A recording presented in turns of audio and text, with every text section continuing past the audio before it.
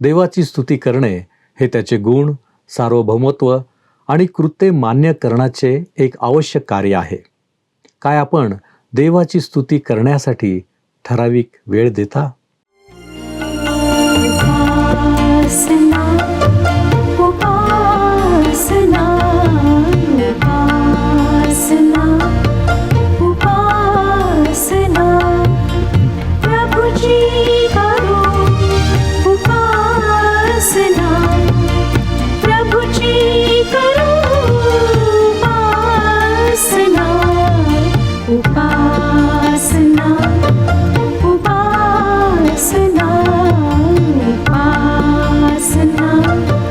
उपासना ख्रिस्तामधील प्रिय बंधू आणि भगिनींनो, उपासना कार्यक्रमामध्ये आपले हार्दिक स्वागत. प्रियांनो, निसर्गामध्ये काही प्राणी आहेत ज्यांना मानवाची संगत किंवा सोबत हवी असते. अशा प्राण्यांना आपण पाळीव प्राणी असे म्हणतो. परंतु आपण कधी विचार केला आहे काय की मनुष्याला देखील कोणाची तरी सोबत हवी असते, अर्थात त्याची पत्नी किंवा इतर लोक सोडून. होय, अगदी बरोबर ओळखलत आपण. मनुष्याला आपल्या जीवनात देवाची सोबत नक्कीच हवी असते. प्रियांनो, आता प्रश्न असा आहे की ही सोबत मनुष्याला कशी काय मिळणार?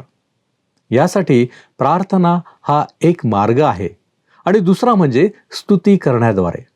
स्तुतीसाठी आम्हाला पवित्र शास्त्रामध्ये एक संपूर्ण पुस्तक दिलेले आहे. आजपासून आपण याच पुस्तकाचे म्हणजे स्तोत्रसंहिता याचा अभ्यास सुरू करणार आहोत. आज आपण याचा परिचय आणि स्तोत्र 1 यामधील पहिल्या 2 वचनांचा अभ्यास करणार आहोत. तर मग चला प्रियांनो, आपण आपल्या अध्ययनाची सुरुवात करूया. श्रोत्यांनो, आज आम्ही जुन्या करारातील स्तोत्रसंहिता ह्या पुस्तकाचे अध्ययन सुरू करीत आहोत. या पुस्तकाच्या हिब्रू शीर्षकाचा अर्थ होतो स्तुती किंवा स्तुतीचे पुस्तक, आणि या पुस्तकाच्या ग्रीक भाषेतल्या शीर्षकाच्या अर्थामध्ये वाद्यसंगीत हा अर्थ समावेशित आहे.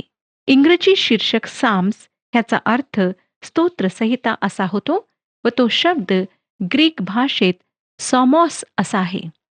स्तोत्रसंहिता हे पुस्तक उपासनेचे पुस्तक आहे. मंदिरातले ते गायनाचे पुस्तक आहे. या पुस्तकाचे अनेक लेखक किंवा कवी होते आणि इस्रायलचा मधुर स्तोत्रकर्ता दावीद याने लिहिलेली 73 स्तोत्रे त्यामध्ये आहेत. प्रेषितांची कृत्ये याचा 4था अध्याय व 25व्या वचनानुसार दुसरे स्तोत्र आणि इब्री लोकासपत्र याचा 4था अध्याय व 7वे वचन याप्रमाणे 55 स्तोत्र दाविदाने लिहिलेले आहेत. काही ऑर्फॉनिक म्हटलेल्या स्तोत्रांचाही तोच लेखक होता.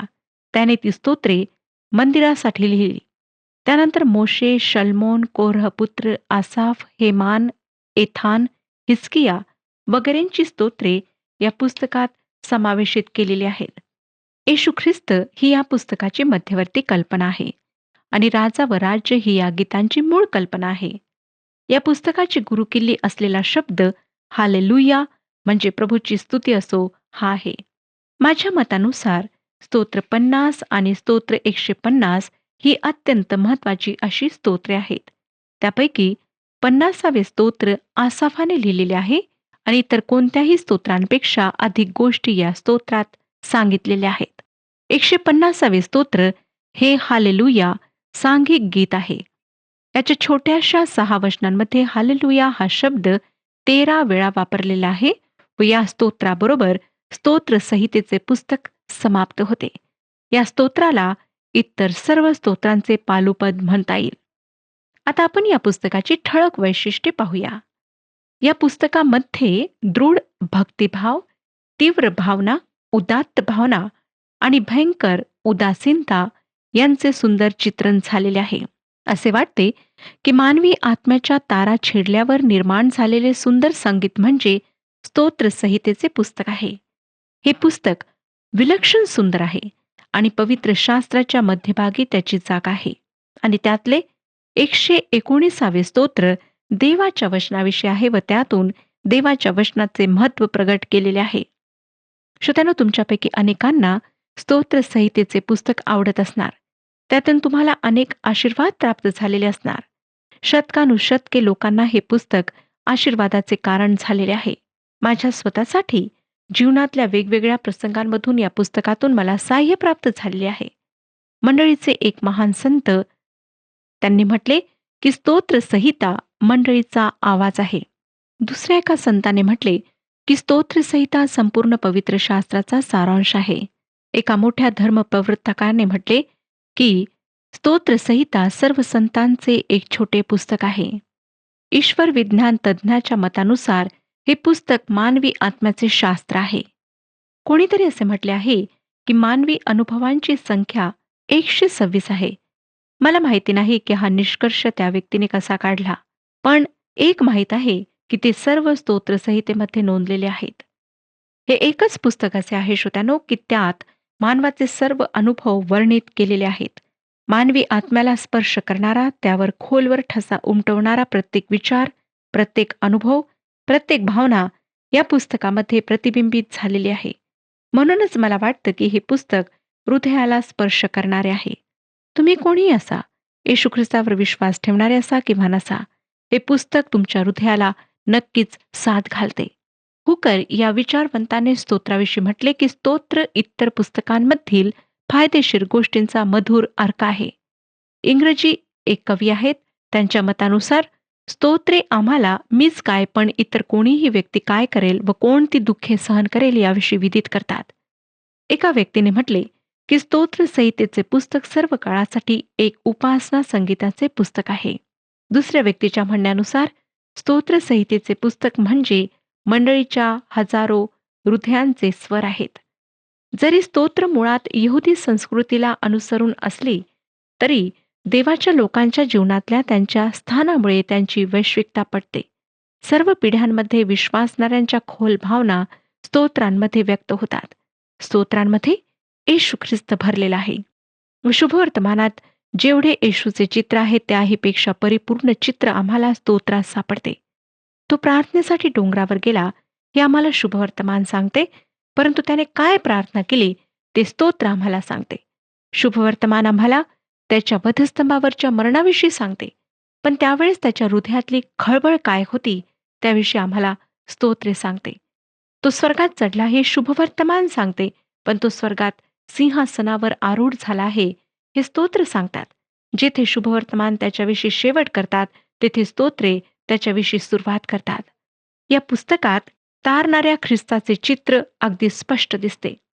तुम्हाला आठवतच असेल श्रोत्यानो की पुनरुत्थानानंतर येशू ख्रिस्ताने आपल्या स्वकीयांना दर्शन दिले. त्यावेळेस त्यांना तो काय म्हणाला ते लूक शुभवर्तमान 24 अध्याय आणि 44 वचनात आपण वाचूया. लूक शुभवर्तमान 24 अध्याय आणि 44 वचन. मी तुमच्याबरोबर असताना जी वचने तुम्हाला सांगितली होती ती हीच की मोशेच्या नियमशास्त्रात, भविष्यवाद्यांमध्ये व स्तोत्रांमध्ये माझ्याविषयी ज्या गोष्टी लिहिल्या आहेत त्या सर्व परिपूर्ण झाल्याच पाहिजेत. ख्रिस्त हा स्तोत्रांचा विषय आहे आणि मला वाटतं की त्यातील प्रत्येक स्तोत्राच्या स्तुतीचा विषय तोच आहे. मला काही स्तोत्रांमध्ये त्याची जागा शोधता येणार नाही, त्यावरून माझीच बुद्धीची मर्यादा दिसून येते. तांत्रिकदृष्ट्या काही स्तोत्रांना ख्रिस्ताची म्हणजे तारणाऱ्याची स्तोत्रे म्हटल्या जातात. त्यांच्यामध्ये येशूचा जन्म, जीवन, मृत्यू, पुनरुत्थान, गौरव, याजकपद व राज्यपद आणि पुनरागमन यांच्या नोंदी आहेत. जवळजवळ 15 स्तोत्रे अशी आहेत, पण मी पूर्वी म्हटल्याप्रमाणे सर्व 150 स्तोत्रांमध्ये तो आम्हाला आढळतो. आपण जसा या पुस्तकाचा अभ्यास करू तशी ही गोष्ट स्पष्ट होईल. आणखी मर्यादित दृष्टिकोन जर आपण घेतला तर आपल्याला असे दिसून येईल की स्तोत्रांमध्ये इस्रायलाचा ख्रिस्त व ख्रिस्ताचा इस्रायल याविषयी वर्णन आहे आणि या दोन्हींचा संबंध मानवाच्या बंडाशी, अवज्ञेशी आहे. जोपर्यंत ख्रिस्त आणि इस्रायल एकत्र येत नाहीत तोपर्यंत या पृथ्वीवर आशीर्वाद येणार नाहीत. या स्तोत्रांमध्ये अपेक्षित व आशा लावून नसलेल्या यहुदी लोकांचे चित्र आहे. मंदिरातल्या उपासनेला साजेसे बनवलेली ही गीते आहेत, पण त्याचा अर्थ असा होत नाही की आज आमच्याकरिता त्यांचा आध्यात्मिक जीवनासाठी काही उपयोग नाही. त्यांचा निश्चितच उपयोग आहे व त्यांना आध्यात्मिक अर्थ देखील आहे, परंतु त्यांचा अर्थ लावताना काळजी घेणे आवश्यक आहे. उदाहरणार्थ, स्तोत्रांमध्ये देवाचा उल्लेख पिता म्हणून नाही, संतगणांना पुत्र म्हणून संबोधलेले नाही. स्तोत्रांमध्ये परमेश्वर देव आहे, जो पित्या समान आहे. तो पिता व देव नाही किंवा देवपिता नाही. तसेच सतत आमच्यासह राहणारा पवित्र आत्मा व नवीन करारातील सुंदर आशा या पुस्तकात नाही. यामुळेच दुसऱ्या स्तोत्राचा वेगळा अर्थ लावण्यामुळे अनेकांची दिशाभूल झाली आहे. येशू ख्रिस्त मंडळीला म्हणजे त्याच्या विश्वासणाऱ्यांना आपल्याजवळ वर उचलून घेणार आहे या भविष्यातल्या घटनेविषयी हे स्तोत्र नाही, तर ते या पृथ्वीवर आपले राज्य स्थापन करण्यासाठी व येरुशलेमेत राज्य करण्यासाठी येशू ख्रिस्ताचे जे दुसरे आगमन होणार आहे त्याविषयी ते आहे. स्तोत्र संहितेतील शापसूचक स्तोत्रांवर मोठी टीका करण्यात आली आहे, कारण त्यामध्ये सुडाची भावना व न्यायनिवाडा या गोष्टी स्पष्टपणे व्यक्त झाल्या आहेत. या स्तोत्रांचा उगम युद्धकाळात झाला आणि नियमशास्त्राच्या अधीन असलेले लोक जे न्याय व शांती यांची वाट पाहत होते त्यांच्याद्वारे झाला. श्रोत्यानो, अनिती आणि बंडखोरी निपटून टाकल्याशिवाय आपण पृथ्वीवरच्या शांतीविषयी बोलू शकणार नाही. बहुतेक देव तसेच करणार आहे आणि त्याविषयी त्याला दिलगिरी व्यक्त करायची गरज नाही.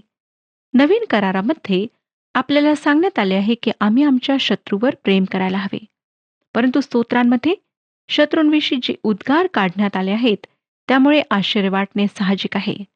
परंतु पृथ्वीवर शांती यावी यासाठी न्यायाची गरज आहे. स्तोत्र संहितेमध्ये अशीही काही स्तोत्रे आहेत की ज्यांच्यामध्ये ख्रिस्त विरोधाच्या सत्तेवर येण्याविषयी सांगण्यात आले आहे. कठीण परिस्थितीत लोकांनी कसे वागायला पाहिजे किंवा काय प्रार्थना करायला पाहिजे हे ठासून सांगणे आमच्या हातात नाही. दुसऱ्या प्रकारच्या स्तोत्रांमध्ये पश्चाताप, ऐतिहासिक, निसर्ग, यात्रा, स्तुती, प्रेषण कार्य, शुद्धता, देवाच्या वचनाची स्तुती वगैरे विषय आहेत.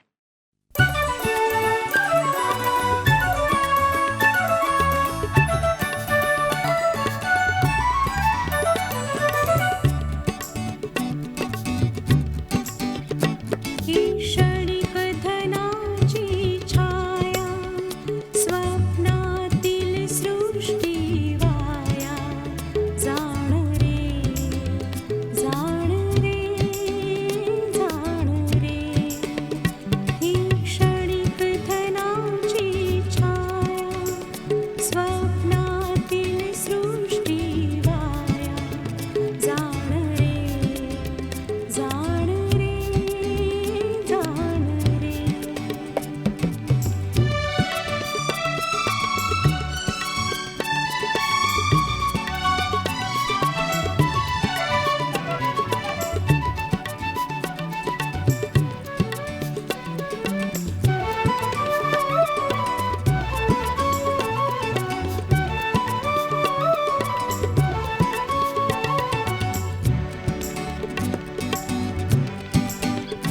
जे दिसे रम्य देखाया, ते अवघे जाणे विनया. तव ज्ञान असो अज्ञान, दिसे मज जाण. प्रभु विणवाया, प्रभु विणवाया, वस्तू विण जैशी छाया, जाण रे. ही क्षणिक धनाची छाया, स्वप्नातील सृष्टी वाया, जाण रे, जाण रे, जाण रे.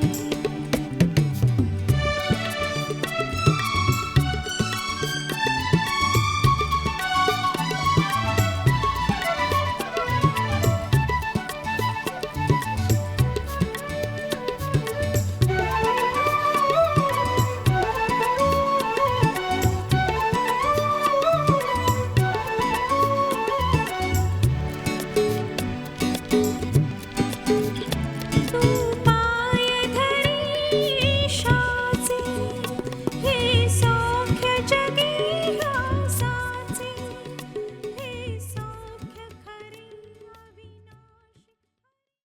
श्रोतांनो, स्तोत्रसहितातील स्तोत्रांचा अनुक्रम वाटेल तसा दिलेला नाही. काही लोकांना त्यांच्यात योग्य अनुक्रम नाही असे वाटते, परंतु तसे नाही. त्याउलट एक रुचीपूर्ण गोष्ट आम्हाला त्यात आढळते, ती म्हणजे एखादे स्तोत्र एक तत्व मांडते व त्यानंतरची स्तोत्रे त्याविषयी स्पष्टीकरण देतात. उदाहरणार्थ, स्तोत्र 1 ते 8, स्तोत्रसंहितेच्या पुस्तकाची मांडणी सुव्यवस्थित करण्यात आली आहे. अनेक वर्षांपासून असे म्हणण्यात येत आहे की स्तोत्रसंहितेच्या पुस्तकाची रचना मोशेच्या 5 पुस्तकांशी सुसंगत आहे.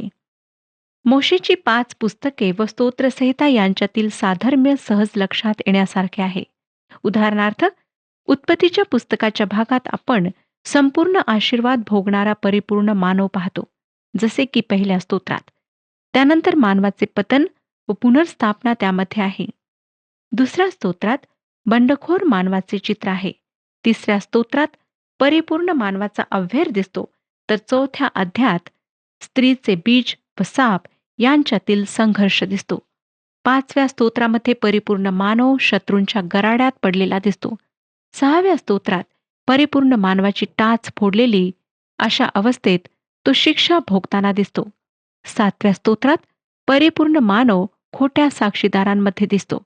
आणि शेवटी 8व्या स्तोत्रात मानवाच्या मस्तकाला जखम झाल्याने मानवजातीसाठी उपलब्ध झालेले तारण आम्हाला दिसते. पुढे स्तोत्रे 9 ते 15 मध्ये शत्रू व ख्रिस्त विरोधी यांच्यातला संघर्ष व शेवटची सुटका आम्हाला दिसते. आणि स्तोत्र 16 ते 41 मध्ये आम्हाला येशू ख्रिस्त त्याच्या लोकांमध्ये त्यांना देवासाठी शुद्ध करीत असलेला दिसतो. श्रोत्यानो, उपदेशकांचा राजपुत्र ज्याला म्हटले गेले, त्या व्यक्तीने म्हटले आहे की स्तोत्र संहितेचे पुस्तक आम्हाला पंखाबरोबर शब्दांचाही उपयोग करायला शिकवते. ते आम्हाला वर उडायला व गायन करायला लावते. या पुस्तकाला पवित्र शास्त्राचे उद्यान असेही म्हणण्यात आले आहे. नवीन करारामध्ये जुन्या करारातली जी 219 अवतरणे आहेत, त्यापैकी 116 स्तोत्रांमधली आहेत. माझी खात्री आहे श्रोत्यानो की या पुस्तकाचे वाचन व अध्ययन आपणातील प्रत्येकाकरिता आशीर्वादाचे ठरेल. आज आपण या पुस्तकाच्या पहिल्या अध्यायाचा अभ्यास करणार आहोत. या स्तोत्राची मध्यवर्ती कल्पना आहे 2 व्यक्ती, 2 मार्ग आणि 2 शेवट. या स्तोत्रापासून उत्पत्ती या विभागाची म्हणजे मोशेच्या 5 पुस्तकांशी असलेल्या साधर्म्याची सुरुवात होते. यामध्ये भौतिक विश्वापासून सुरुवात न होता मानवापासून सुरुवात होते व त्यामध्ये सुखी आशीर्वादित मानवाचे वर्णन आहे. आणि या मानवाची तुलना देवहीनाबरोबर केलेली आहे. हे ख्रिस्ताचे दुसऱ्या आदामाचेही चित्र आहे, जो तिरस्करणीय व देवहीन पाप्यांमध्ये येऊन राहिला. आम्ही येशू ख्रिस्ताला दुःखी माणूस म्हणून ओळखतो, म्हणून बहुधा त्याचे चित्र रंगविताना त्याला उदास, दुःखी असे चित्रवितात. हे खरे आहे श्रोत्यानो की यशया त्याला दुःखी पुरुष म्हणतो, पण आपण त्यापुढे जर वाचले तर कळेल की येशू ख्रिस्ताचे दुःख स्वतःचे दुःख नव्हते. यशयाचे पुस्तक 53 अध्याय आणि 4 वचन सांगतं, खचितच त्याने आमची दुखणी आपणावर घेतली आहेत आणि आमची दुःखे उचलून घेतली आहेत आणि आम्ही त्याला मारलेला, देवाने हाणलेला आणि पिडलेला असे मानले. श्रोत्यानो, तो दुःखी होता कारण त्याने आमची दुःखे स्वतःवर घेतली. तो सुखी होता व या पहिल्या स्तोत्राच्या पहिल्या भागात त्याचे वर्णन आहे. आपण वाचूया स्तोत्रसंहिता 1 अध्याय आणि 1 वचन. सुखी जो पुरुष जो दुष्टांच्या मसलतीने चालत नाही, पाप्यांच्या मार्गात उभा राहत नाही व तिरस्कारांच्या आसनी बसत नाही. या वाक्यामध्ये सुखी माणसाच्या सरावाचे चित्र दिले आहे. पुढे त्याच्या सामर्थ्याचे चित्र आपणास पाहावयास मिळेल व शेवटी त्याची सार्वकालिकता. पहिल्या वचनात आम्हाला या सुखी माणसाच्या सरावाची नकारात्मक बाजू दिसते, म्हणजे तो काय करीत नाही हे येथे सांगण्यात आले आहे. त्यात 3 स्थिती आम्हाला दिसतात. धन्य तो पुरुष जो दुर्जनांच्या मसलतीने चालत नाही, पापी जनांच्या मार्गात उभा राहत नाही, निंदकांच्या बैठकीत बसत नाही. ह्या स्थिती म्हणजे चालणे, उभे राहणे आणि शेवटी बसणे, अशा 3 क्रिया आहेत. जो माणूस दुष्टांच्या मसलतीने चालत नाही, पाप्यांच्या मार्गात उभा राहत नाही व तिरस्कारांच्या आसनी बसत नाही, तो सुखी आहे. किंवा या गोष्टी जो करतो तो सुखी नाही. या 3 पायऱ्या आहेत: चालणे, मग उभे राहणे किंवा थांबणे व शेवटी बसणे. म्हणजे एकानंतर एक पायऱ्या ओलांडून तो पाप्यांपैकी एक होतो. स्पष्ट आहे श्रोत्यानो की अशा ठिकाणी अधोगती, ऱ्हास आणि शेवटी नाश आहे. सुखी माणूस दुष्टांच्या मसलतीने चालत नाही. तुम्हाला माहीतच आहे की मसलत म्हणजे सल्ला, आणि स्तोत्रकर्ता आम्हाला सांगतो की सुखी माणूस दुष्टांच्या सल्ल्याप्रमाणे चालत नाही. तुमच्या लक्षात ही गोष्ट कधी आली का, की प्रभू येशू ख्रिस्त कधीही असे म्हणाला नाही, की मी गालील प्रांतात जाण्याचा विचार करत आहे आणि मला हा विचार अगदी योग्य वाटतो?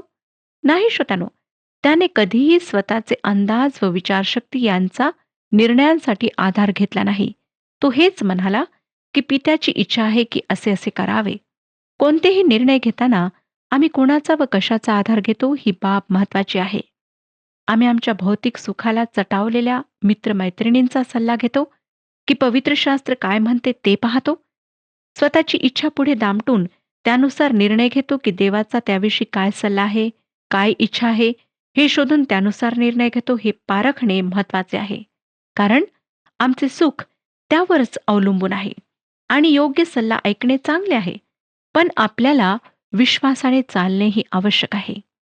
देवहीन लोकांच्या जीवनात देव नसतो, विश्वास नसतो, देवाचे भयही नसते. असे लोक त्यांच्या स्वतःच्या दृष्टिकोनातून योग्य असाच सल्ला देणार.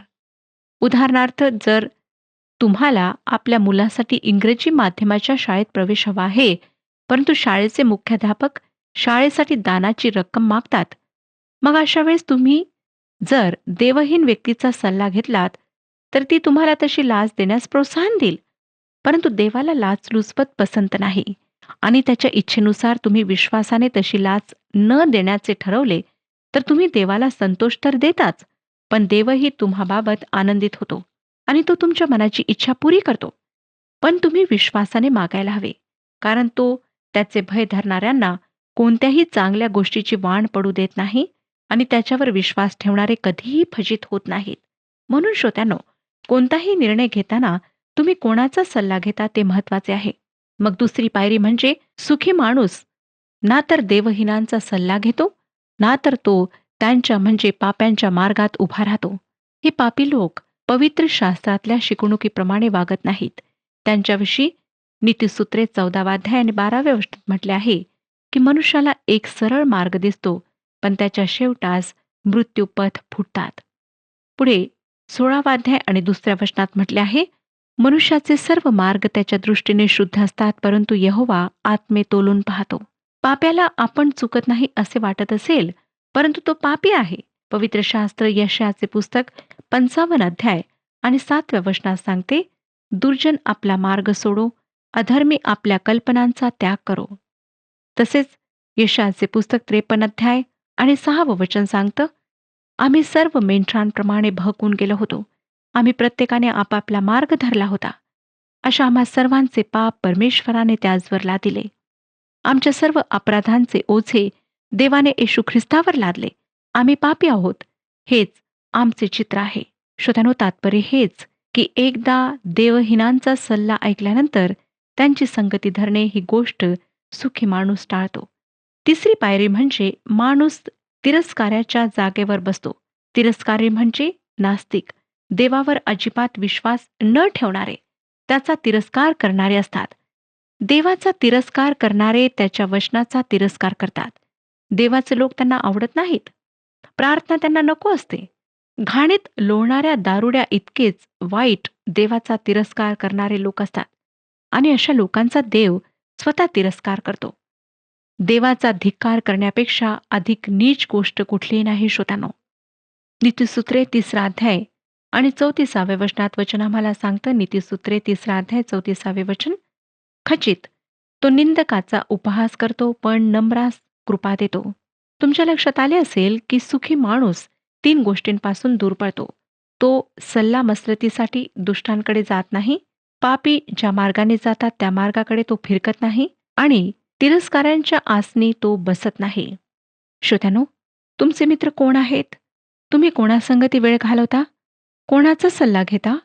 आणि कोणाबरोबर तुमचे उठणे बसणे आहे याचा विचार करा. आठवा, आणि अजूनही तुम्ही आपला मार्ग नीट केला नसेल, तर परमेश्वराकडे मागे वळा.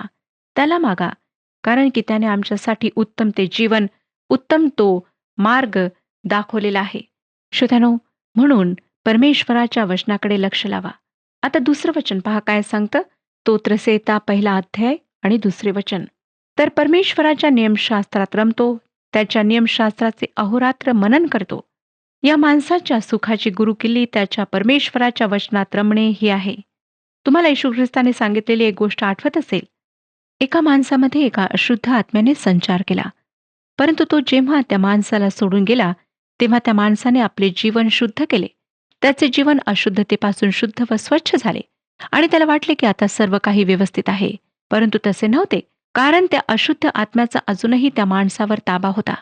तो अशुद्ध आत्मा इकडे तिकडे फिरला व त्याला निवाऱ्याचे स्थान मिळेना म्हणून तो परत आपल्या पूर्वीच्या जागी आला. पण येताना तो काही एकटा आला नाही, तर त्याने आपल्यासह आणखी 7 दुरात्मे जे त्याच्यापेक्षा दुष्ट होते त्यांना आणले आणि त्या माणसाची शेवटली स्थिती त्याच्या आधीच्या स्थितीपेक्षा वाईट होती. बऱ्याच लोकांना वाटतं की आपले जीवन थोडेफार शुद्ध करणे आवश्यक आहे. त्या पलीकडे आणखीन काही करण्याची गरज नाही. पण या ठिकाणी स्तोत्रकर्ता काय म्हणतो ते लक्षात घ्या. परमेश्वराच्या शास्त्रात तो रमतो, म्हणजे त्याला देवाच्या वचनात संतोष वाटतो. देवाच्या नियमशास्त्रामध्ये त्याला आनंद वाटतो.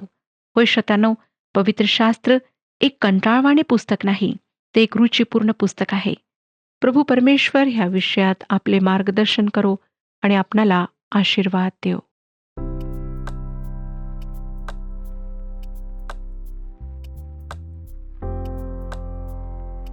मागील कार्यक्रमातील प्रश्नाचे उत्तर आहे ए. गलती येथील लोकांसाठी मोठ्या अक्षरांमध्ये पत्र पौलाने लिहिले. आजचा प्रश्न आहे, स्तोत्रसंहिता या पुस्तकाची मध्यवर्ती कल्पना काय आहे?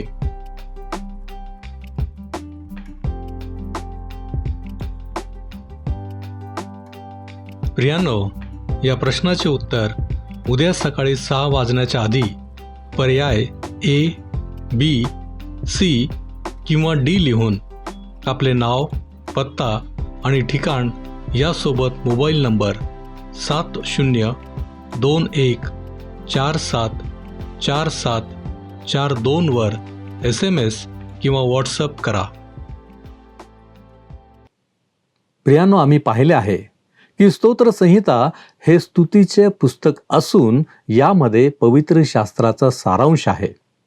विशेष म्हणजे यामध्ये आम्हाला तारणाऱ्या ख्रिस्ताचे चित्र स्पष्ट दिसते. या स्तोत्रांना आध्यात्मिक अर्थ देखील आहे. तसेच आपण अभ्यासलेल्या 2 वचनांमध्ये नीतिमानांच्या मार्गाची अधार्मिकांच्या मार्गाची तुलना आपण पाहिली आहे. प्रियांनो, स्तोत्रसंहिता या पुस्तकाच्या अभ्यासाद्वारे आमच्या देवावरील विश्वासाला दृढता प्राप्त होते. म्हणून या पुस्तकाचे अध्ययन करणार काय? आपण प्रार्थना करू. आमच्यावरती कृपा करणाऱ्या आमच्या महान प्रेमळ परमेश्वरा, तुझ्या नावाला धन्यवाद देतो, तुझी स्तुती करतो यासाठी की प्रभू येशू ख्रिस्ताच्या द्वारे तू आम्हा प्रत्येकाला निवडून घेतलेला आहेस. आणि प्रभूजी, वारंवार तू आम्हाला मार्गदर्शन करतो तुझ्या वचनांच्या द्वारे. आजही प्रभूजी, आम्हाला जे नवीन पुस्तक याचा अभ्यास सुरू करायला मिळालेला आहे याबद्दल आम्ही तुझी स्तुती करतो. होय प्रभूजी, स्तोत्रसंहिता हे आमच्या जीवनासाठी मार्गदर्शन आहे. प्रभू परमेश्वरा, तुझ्या वचनांप्रमाणे तुझ्या वचनाचं आम्ही रात्रंदिवस मनन करावं, तुझ्या वचनांमध्ये आम्ही राहावं यासाठी तू आम्हाला सहाय्य कर, की जेणेकरून प्रभूजी आमच्या जीवनामधल्या प्रत्येक क्षणामध्ये आम्ही भटकणार नाही, तर तुझ्यामध्ये दृढ विश्वासाने आम्ही राहू शकू. होय बापा, आम्ही तुझे आभार मानतो, तुला धन्यवाद देतो. येशू ख्रिस्त आमचा प्रभू याच्याद्वारे मागतो म्हणून तू ऐक. आमेन. परमेश्वर आपणाबरोबर सदैव असो.